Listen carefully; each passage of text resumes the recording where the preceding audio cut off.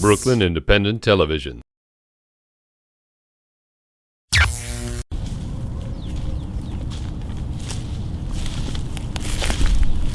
Up there. And this obelisk right here is from this monument here, Taylor. We have a 478-acre property at the highest elevation of Brooklyn.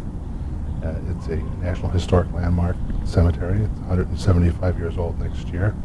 Well, the hurricane hit overnight, and it hit us hard. It came through and really wrecked the flatter area of the cemetery pretty good. We've counted near 300 trees that have been damaged or destroyed. We've counted more than 200 monuments that we know of to date that have been damaged. We have to sort of clean the mess up.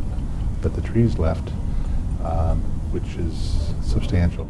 The president of the cemetery, Richard Moreland, estimated our cleanup at, he expects it to be nearly $500,000. We don't have insurance on monuments because the monuments don't belong to us. They belong to the families. I mean, we feel the moral obligation to right them as best we can.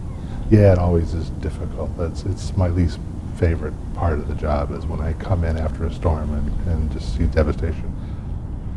And this one fell squarely on that monument and knocked an obelisk over there. This is going to have to be taken out by a crane. It's a very heavy piece, and we can't just go in and cut because we probably would stand to do more damage. I don't think I have a Bradford pear left in the cemetery because all the Bradford pears, of course, were dedicated. So that's probably 15 people right there. There was a crabapple that was dedicated to a 9/11 victim that was destroyed.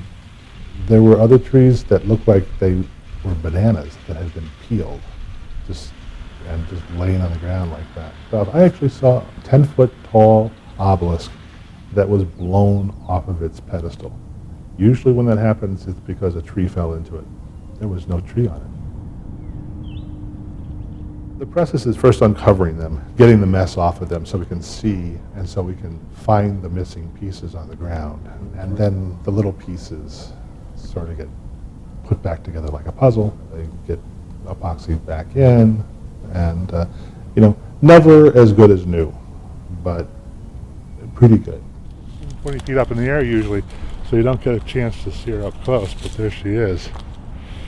And as far as I can tell, you see a little bit of wood cut. The figure is missing an arm. I think we've already collected that arm and we have it in a box labeled. It's probably in a couple of pieces, but the guys that do that work are very proud of their work. They want to do the best job they can. So we'll drill, pin, we'll create a new hand.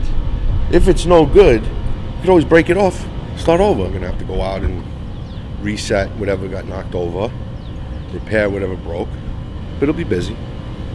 There's no manual. Some things are just MacGyvered as you go along. But it's not me or it's me and the guys that do this. I'm only as good as my guys that are working with me. You're one of our restorers. Well, it's not only me.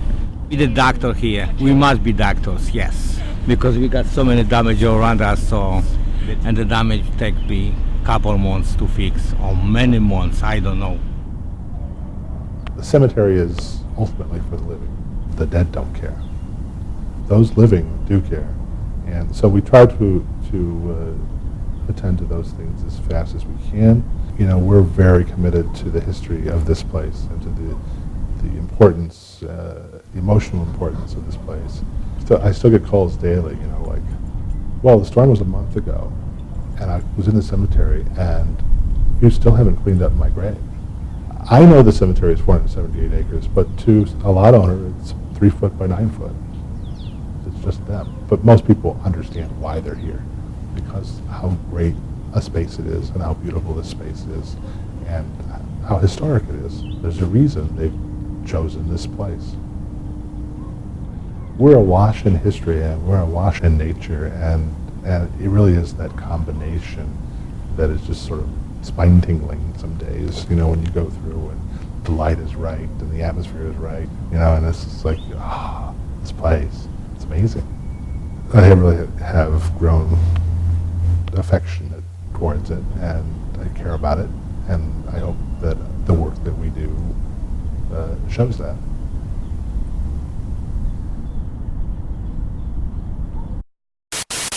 Watch this and other Brooklyn Independent Television episodes online at bricartsmedia.org/BIT.